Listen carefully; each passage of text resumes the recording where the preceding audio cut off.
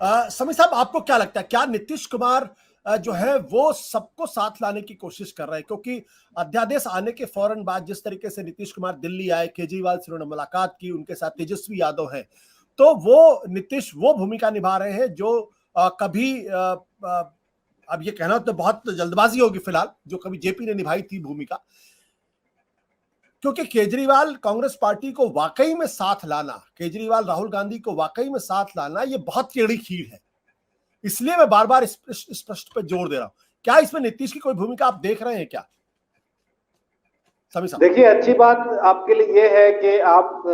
फरवरी मार्च तक कह रहे थे कि नीतीश कुमार तो कहीं नजर नहीं आ रहे हैं, तो नीतीश कुमार अब कम से कम नजर आ रहे हैं और विपक्षी एकता के लिए वो सब जगह जा रहे हैं। वो अब बिहार में बैठे हुए नहीं रह रहे हैं, जहां जब भी मौका आता है, दिल्ली तो दोबारा गए हुए।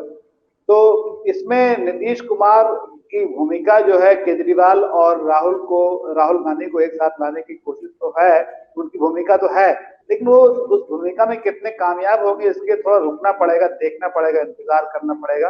कि दोनों जो है कौन कितना अपना इंच छोड़ता है, कांग्रेस पार्टी कितना तैयार होती है केजरीवाल को एडजस्ट करने के लिए और केजरीवाल कितना तैयार होते हैं कांग्रेस को एडजस्ट करने के लिए, ये देखने का मौका होगा।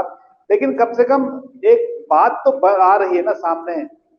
लाने की कोशिश हो रही है। ये कोशिश पहले नहीं कहीं नजर आ रही थी, अब ये कोशिश नजर आ रही है और धुरी बने या न बने, धुरी बनाने की कोशिश जरूर हो रही है। इस मामले में नीतीश कुमार को कितनी कामयाबी मिलेगी, थोड़ा वक्त देना चाहिए उनको, क्योंकि अब उन्होंने शुरुआत की है पिछले 1-2 महीने से, तो अभी अगले 1-2 महीने में और इस कोशिश को मौका देना चाहिए देखने का कि ये कोशिश कहां तक पहुंचती है और कितनी कामयाब होती है। जी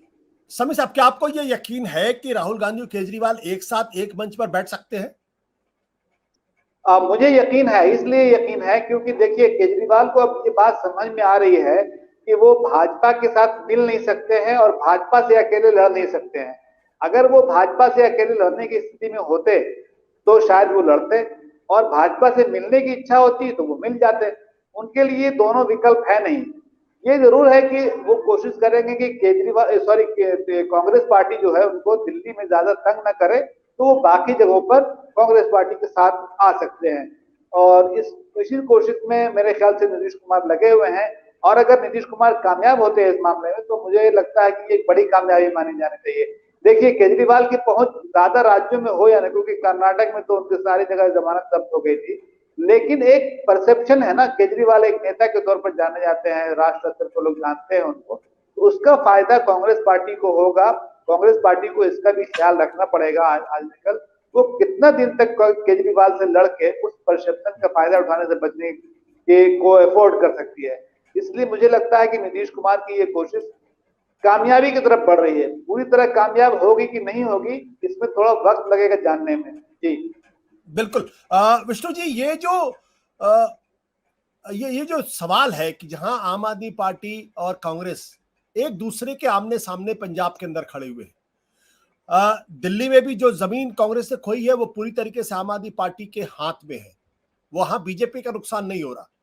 गुजरात में भी बीजेपी का नुकसान नहीं हो रहा, बल्कि बीजेपी को फायदा हो रहा है। और कुछ लोग ये भी कहते हैं कि जहां कहीं भी केजरीवाल जाते हैं, दरअसल वो बीजेपी की बी टीम के तौर पे काम करते हैं। तो क्या ये कांग्रेस के लिए महंगा सौदा होगा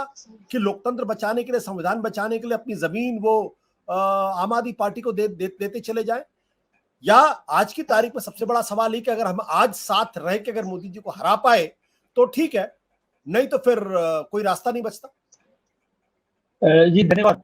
अभी का जो समय है, इस समय के बारे में हम लोगों को बहुत ज्यादा विचार करना चाहिए कि अभी हम किस स्थिति में खड़े हैं। तो मुझे लगता है कि अभी जो जिसको अमृतकाल ये कह रहे हैं, लेकिन अमृतकाल ये जो इनका ये आपातकाल से भी ज्यादा खतरनाक है। और आपातकाल को याद अगर हम लोग करें 1977 में, जिस समय में इंदिरा गांधी का वो जो दौर था, तो उस समय में जो सोशलिस्ट पार्टियां हैं और जनसंघ, जो कि दोनों के एक दूसरे के इतने ज्यादा कट्टर विरोधी थे, उन लोगों ने भी बाकायदे अपनी पार्टी को मर्ज करके एक नई पार्टी बना ली, जनता पार्टी नाम से। तो जो परिस्थितियां इतनी ज्यादा उस समय में जो विकट थी, उसकी तुलना में आज की परिस्थितियां और भी ज्यादा विकट है। अभी ये जो डबल इंजन की सरकार का जो एक कंसेप्ट लेकर के आए हैं, जिसके ऊपर में इतनी ज्यादा बात होती है लेकिन जिसका कभी विरोध नहीं होता है, तो जो डबल इंजन की जब वो बात करते हैं, ये अपने आप में एक अलोकतांत्रिक, असंवैधानिक और बहुत ही गलत बात है कि आप जब डबल इंजन का मतलब ही ये हुआ कि अगर आपकी पार्टी, अगर केंद्र की जो पार्टी है उससे रिलेटेड अगर पार्टी होगी राज्य में, तो उसको समर्थन करेगी केंद्र सरकार, और अदरवाइज उसको परेशान करेगी। तो जैसा कि अभी चर्चा में आया भी कि हर जो विपक्ष की जो दूसरी जो पार्टियां हैं,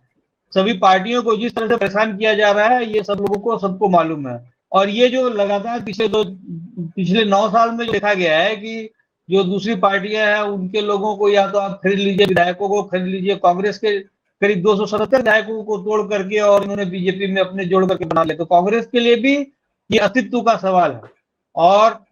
चाहे वो खरीद फरोख्त करके कर ले, चाहे वो ईडी या सीबीआई या इस तरह की केंद्रीय एजेंसियों का दुरुपयोग करके करें, और या फिर वहां पर जैसा कि दिल्ली में देखा हमने कि संविधान जो सुप्रीम कोर्ट के आदेश का भी अवहेलना करते हुए और अध्यादेश लेकर के आ गए। तो मुझे लगता है कि आज की जो परिस्थिति है, इस परिस्थिति में सभी पार्टियों को अपनी तरफ से कुछ न कुछ कॉम्प्रोमाइज करने के लिए तैयार होंगी। और जैसी कि आपने अभी सूचना दी है कि कांग्रेस तैयार है अध्यादेश वाले मामले पर आम आदमी पार्टी का समर्थन करने के लिए, तो ये ऐसी स्थिति आना बहुत ही स्वाभाविक है, क्योंकि ये जो जिस तरह से इस अध्यादेश का मामला आया है, इसमें एक तरह से कहिए ये भी कहा जा रहा है कि मोदी जी ने एक बड़ी गलती कर दी है ये इस तरह का अध्यादेश ला करके, क्योंकि अगर इसी अध्यादेश के बहाने अगर ओपोजिशन अगर एकजुट हो जाता है, तो राज्यसभा में तो कम से कम बहुत ही आसानी से इनको परास्त किया जा सकता है, क्योंकि 6 महीने के अंदर में आपको 6 महीने के अंदर में राज्यसभा में लेकर के आना होगा। और अगर राज्यसभा में अभी आज की तारीख में बीजेपी के पास में जो 250 में से मात्र 110 मेंबर्स हैं राज्यसभा में, तो राज्यसभा में अगर बीजेपी को अगर हरा दिया गया अध्यादेश वाले मामले पे, अगर सारा अपोजिशन एकजुट होकर के इस चीज को अगर कांग्रेस भी समझ ले, बाकी अपोजिशन भी समझ ले, और मुझे लगता है कि अब तक जो होता आया था कि नरेंद्र मोदी के बारे में अगर कोई भी कुछ बोलता है तो उसको नरेंद्र मोदी अपने राजनीतिक हित में इस्तेमाल करते हैं, वही खासकर केजरीवाल में भी है। केजरीवाल के खिलाफ भी कोई भी स्टेप होता है तो उसका भी वो राजनीतिक लाभ उठाना चाहते हैं और उठा लेते हैं।